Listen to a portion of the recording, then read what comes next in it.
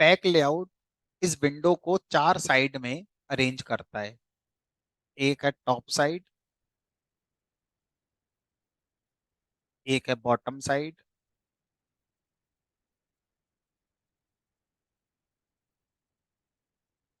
एक है left side, और एक होती है राइट साइड।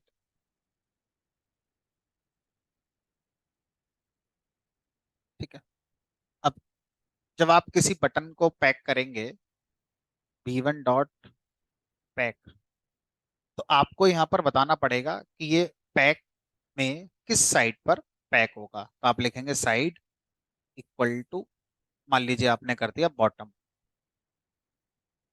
अब जब आप साइड इक्वल टू बॉटम करते हैं तो ये पूरा बॉटम ही है।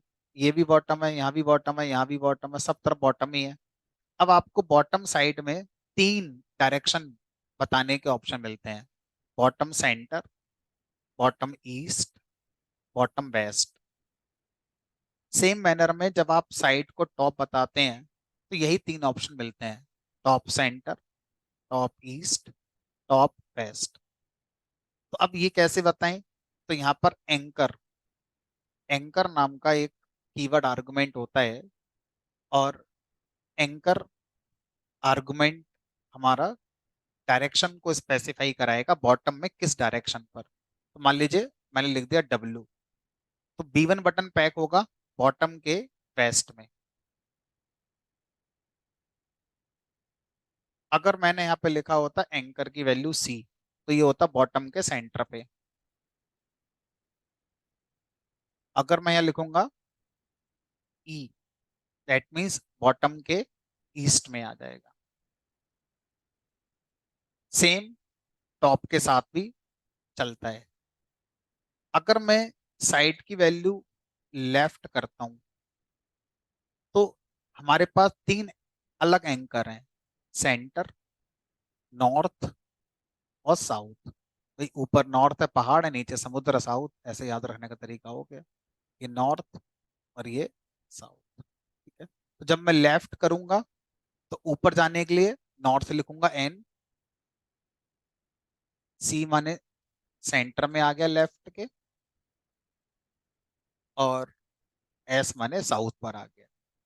सेम राइट के साथ भी ऐसे ही चलेगा। अब पैक लेआउट का एक एडवांटेज ये होता है कि ये ओवरलैप नहीं करता।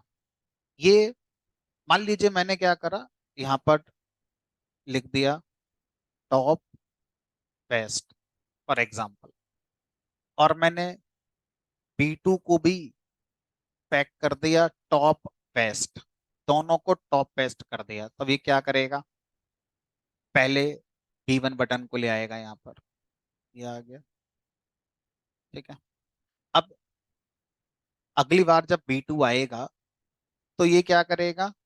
इसको स्टैक कर देगा, मतलब इसी के नीचे लगा देगा, ओवरलैप नहीं करेगा। तो ये B1 वाला बटन आ गया, ये B2 वाला बटन आ गया हमारा, इस तरीके से।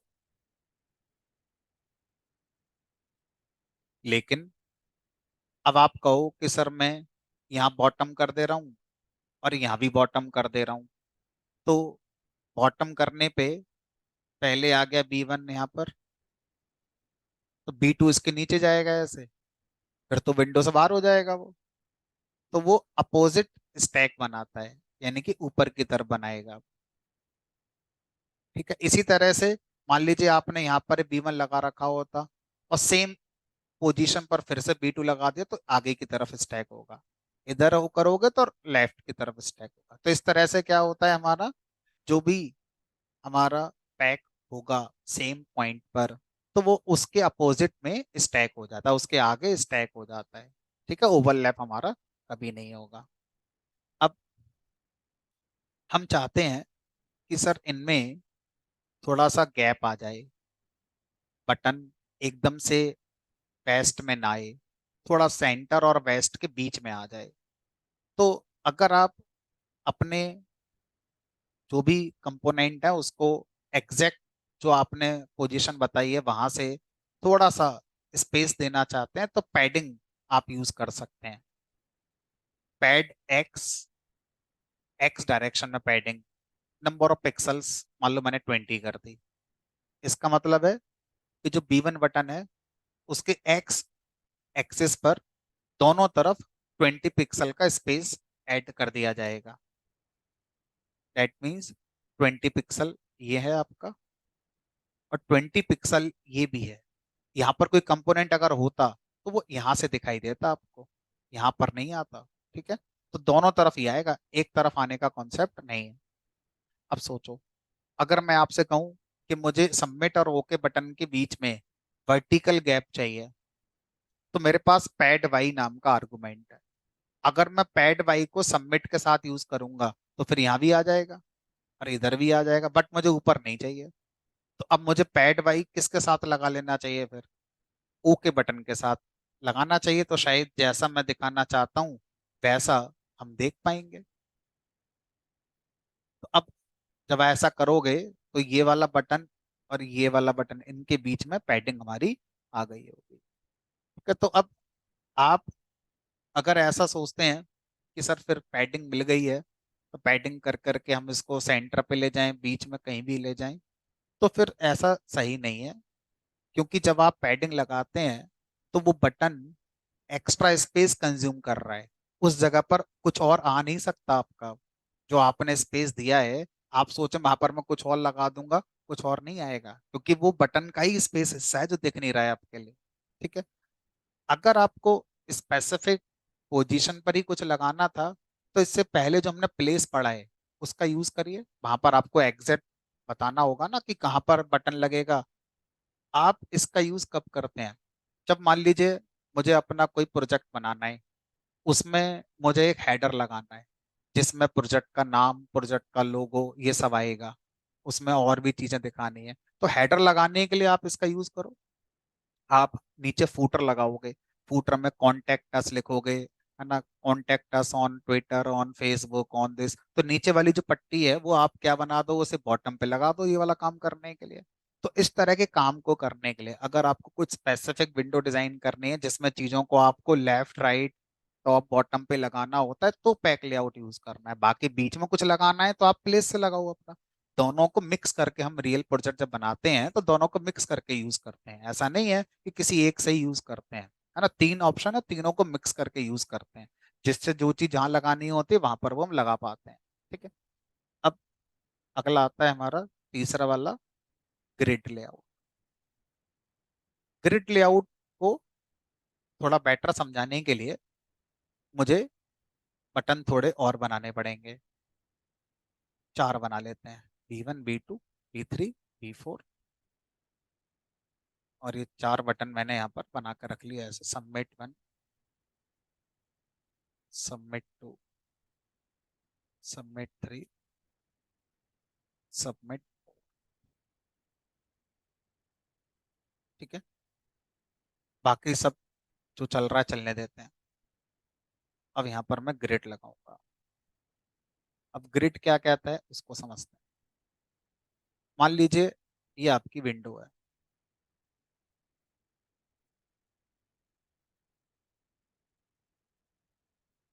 अब मैं ग्रिड लेआउट का यूज करके इस पर कंपोनेंट को पोजीशन कर रहा हूँ। तो ग्रिड का मतलब होता है जाल। जाल का मतलब number of rose, number of columns आप बनाएंगे। तो कुछ रोज बनेंगे यहाँ पर, कुछ कॉलम्स बनेंगे। कितनी रो कितनी कॉलम है डायनेमिक है, आपको पहले से नहीं बताना है। जितने की जरूरत पड़ेगी उतनी रोज उतने कॉलम्स आपके बना दिए जाएंगे। अब हर रो का एक नंबर होगा, row number 0, 1, 2, 3, dot dot dot. हर कॉलम का एक न्यूमेरिक होगा, 0 column, first column, second column, dot dot dot dot dot. अब जब आप अपना बटन को ग्रिड के अकॉर्डिंग ऐड करते हैं तो आपको यह बताना होगा कि ये किस सेल में ऐड होगा। मान लो आप इसे ऐड करना चाहते हैं इस वाले सेल में, तो इसका रो नंबर और कॉलम नंबर बताना पड़ेगा। अगर आप यहाँ ऐड करना चाहते हैं तो इस वाले सेल का रो नंबर और कॉलम नंबर बताना पड़ेगा। तो लाइक मैंने लिखा रो नंबर 0, कॉलम नंबर 0, यानी कि सबसे पहले वाले सेल में ये B1 आपको दिखाई दे जाएगा ग्रिड के। अब सपोज करो मैंने B2 बटन लगाया और ये डाल दिया रो 1 कॉलम 1 पे, तो ये कहाँ दिखाई देगा मुझे? डायगोनली कुछ फील आएगा। ठीक है, तो इस तरह से हम क्या कर सकते हैं, इस तरह से हम लोग ग्रिड लेआउट के अकॉर्डिंग अपने कंपोनेंट को ऐड कर सकते हैं। सोचो अगर मुझे कैलकुलेटर बनाना हो, चेस बोर्ड बनाना हो, गैलरी जैसी कोई एप्लीकेशन बनानी हो, तो वहां पर काफी यूज हो जाएगा ग्रिड लेआउट हमारा फिर। ठीक है, तो फिलहाल के लिए हम ठीक ठाक सा लगा देते हैं।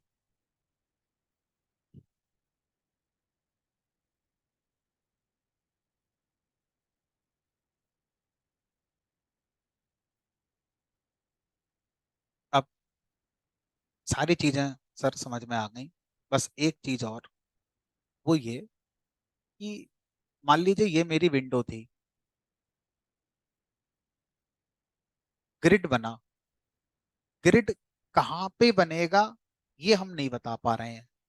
हम चाहते थे ग्रिड सेंटर में बने, यहाँ बनता ग्रिड, और यहाँ से फिर हम अपना रो कॉलम के हिसाब बता रहे होते कि रो 0 कॉलम 1 ऐसे करके। बाय डिफॉल्ट उसने अपर लेफ्ट कॉर्नर से ही ग्रिड बनाना शुरू कर दिया। तो ग्रिड लेआउट कह रहा है कि भाई जिस पेरेंट पर मुझसे काम करवाओगे, मैं उस पेरेंट विंडो में मैक्सिमम रेक्टेंगल एरिया पहले ढूंढता हूँ। फॉर एग्जाम्पल, अगर आपने यहाँ पर एक बटन पहले लगा रखा होता, एक बटन मान लो यहाँ भी लगा होता, पहले से आपने प्लेस का यूज करके या पैक का यूज करके पहले से 2 बटन लगा रखे होते, उसके बाद अब आप कह रहे हो ग्रिड बनाओ, तो अब मैं ग्रिड कैसे बनाऊंगा? जो विंडो में मैक्सिमम रेक्टेंगल एरिया है उसके अंदर बनाऊंगा। तो मैक्सिमम रेक्टेंगल एरिया मतलब ये इस वाले एरिया को कंसीडर करेगा।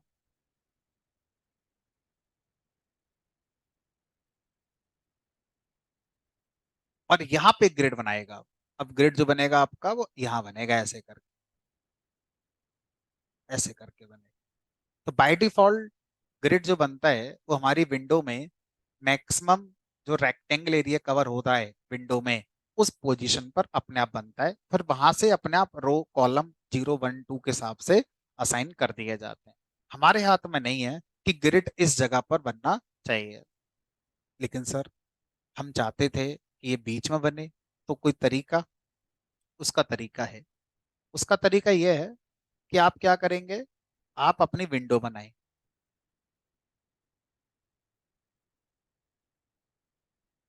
आप अपनी विंडो के अंदर एक विंडो और बनाएं, विंडो के अंदर विंडो, और अंदर वाली विंडो पे आप क्या लगा दें, अपना ग्रिड लगा दें। तो अंदर वाली विंडो में जब ग्रिड लगेगा तो यहां से लगना शुरू होगा। तो अंदर वाली विंडो कैसे बनेगी? तो यहाँ पर हम बोलते हैं इसको मेन विंडो या रूट विंडो।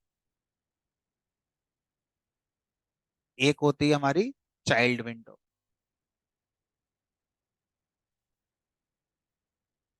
सर कॉन्सेप्चुअली दोनों में डिफरेंस क्या होता है?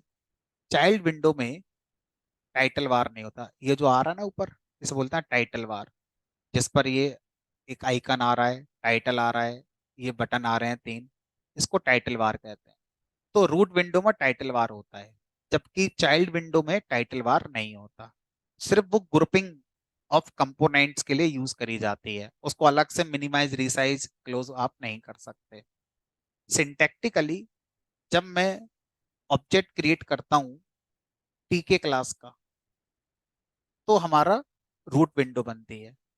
लेकिन अगर मैं ऑब्जेक्ट क्रिएट करता हूँ फ्रेम क्लास का, हमारे पास एक क्लास और होती है जिसका नाम है फ्रेम, अगर मैं फ्रेम क्लास का ऑब्जेक्ट क्रिएट करता हूँ तो ये हमारा चाइल्ड विंडो को रिप्रेजेंट करता है। ऐसा विंडो जिसका टाइटल बार नहीं होगा उसको हम क्या बोलते हैं? फ्रेम कहते हैं। लेकिन ये तो आएगा किसी मेन विंडो के अंदर ही, तो इसको बनाते समय एज ए फर्स्ट आर्गुमेंट में पास करूंगा कि भाई ये किस पेरेंट के अंदर आएगा। लिख दिया मैंने यहाँ पर विंडो, तो विंडो है मेन हमारी, उसके अंदर ही आएगा। अब फ्रेम है, एक विंडो अपने आप में, तो ये भी तो पेरेंट में कहीं किसी पोजीशन पर आप लगाओगे। तो इसको हम कहाँ लगा देते हैं, मान लो मैंने इसको प्लेस कर दिया किसी भी पॉइंट पर, let us suppose x equal to 100 और y इक्वल टू 100 पर। तो अब विंडो बन गई, विंडो के अंदर एक फ्रेम बन गया और फ्रेम विंडो के इस पॉइंट पर आ गया होगा। अब ये जो बटन है, इन बटन से हमने कहा भाई आपका जो पेरेंट है वो विंडो नहीं है, आपका पेरेंट कौन है इस बार, फ्रेम। अब ये सारे बटन कहाँ लगेंगे, फ्रेम पे लगेंगे। अब जब मैं बटन को बोलूंगा कि ग्रिड के अकॉर्डिंग ऐड हो जाओ, तो वो ग्रिड कहाँ बनाएगा, अपने पेरेंट पर बनाएगा, और इस बार इन चारों बटन का पेरेंट कौन है, फ्रेम। फ्रेम पर ग्रिड बन जाएगा, और ग्रिड और जो फ्रेम है वो कहाँ दिखाओगे, वो आपकी मर्जी कहाँ दिखाओगे, अब आप उसे कहीं भी ले जाओ, किसका आगे जहां मन करे। यहाँ